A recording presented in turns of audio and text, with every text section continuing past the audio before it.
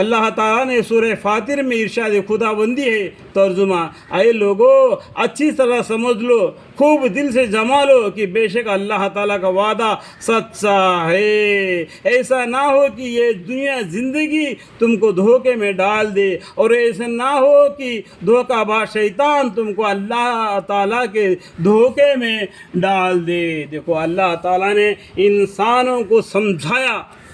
جہنم کے عذاب سے، بالکل ایک پیارا جواب دے دیا، جیسا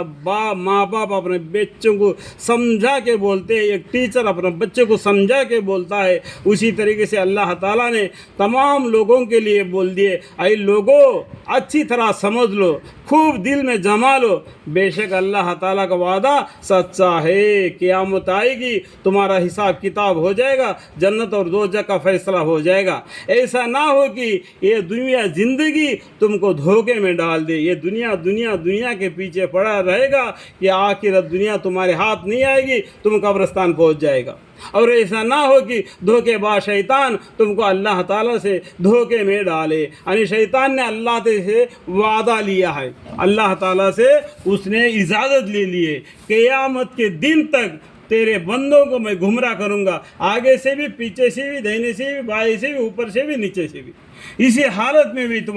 تیرے بندوں کو میں گمراہ کروں گا، اور قیامت کے دن دیکھیں گے کہ میرے لشکر زیادہ ہے یا آپ کے لشکر، یعنی اللہ کے لشکر۔ آپ دنیا میں دیکھ لو کتنے مومن مسلمان ہیں اور کتنے کافر لوگ ہیں، اسے آپ اندازہ لگا لو، شیطان کا گروہ زیادہ ہے کیا اللہ کا گروہ زیادہ ہے؟ تو اللہ تعالیٰ نے اس ٹائم پر کہہ دیے کہ دھوکہ دینے کی وجہ سے تم کو، دھوکہ کھانے کی وجہ سے ان کو جہنم سے بھر دوں گا، جو نیک کام کرو گے ان کو جنت عطا فرماؤں گا، یعنی ڈال دیں گے۔ اس کے دھوکے میں اگر تم اللہ جل شانہ سے بے فکری ہو جاؤ، حضرت سعید بن جبیر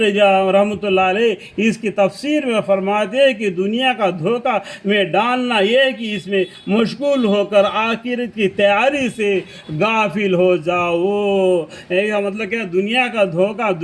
دھوکہ کا مطلب کیا ہے؟ مسجد میں اذان دے رہے تم دنیا کے طرف بھاگ رہے، روزی روٹی کمانے کے لیے بھاگ رہے۔ قرآن میں بتایا یا ایھا الذین آمنوا توبوا الی اللہ توبۃ نصوحا، نہیں یہ آیت نہیں، دوسرا آیت ہے، فَإِذَا قُضِیَتِ الصَّلَاةُ فَانتَشِرُوا فِی الْأَرْضِ وَابْتَغُوا مِن فَضْلِ اللَّہِ وَاذْکُرُوا اللَّهَ کَثِیرًا لَعَلَّکُمْ تُفْلِحُونَ۔ تم نماز ادا کرنے کے بعد میں زمین میں چل پھرو، اللہ کی روزی کو ڈھونڈو، اس میں بھی بکثرت اللہ کو یاد کرو۔ اگر تم کو تھوڑا سا بھی سمجھ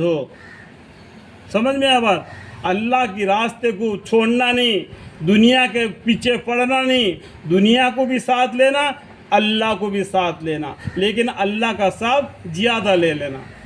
مشغول میں ہو کر آخرت کی تیاری سے غافل ہو جاؤ، اور شیطان کا دھوکہ یہ ہے کہ گناہ کرتے رہو، اللہ تعالیٰ سے مغفرت کی تمنا کرتے رہو۔ اس طریقے سے شیطان تم کو دھوکہ دیتا ہے۔ اللہ معاف کرنے والا غفور الرحیم ہے کر کے قرآن میں بتایا، تم گناہ کرتے جاؤ معافی مانگتے جاؤ، گناہ کرتے جاؤ معافی مانگتے جاؤ۔ یا اس کے بارے میں بھی قرآن کریم میں بھی آیتیں ہیں اور حدیث بھی ہے کہ اگر آدمی گناہ کرتا ہے اس کا سینے پر ایک کالا سا دھبا بن جاتا ہے، اگر اللہ سے معافی مانگ دیتا ہے تو وہ دھبا دھویا جاتا ہے۔ اگر گناہ پر گناہ کرتے جائے گا اس کا سینہ یعنی کلیجہ پورا کالا دھبے سے بھر جائے گا، اس میں اتنا بالکل ایمان کا ذرا سا بھی تھر نہیں رہے گا۔ اللہم اغفر لی، ایسے آفت سے ہمیں بچائے رکھے۔ اللہم اغفر لی۔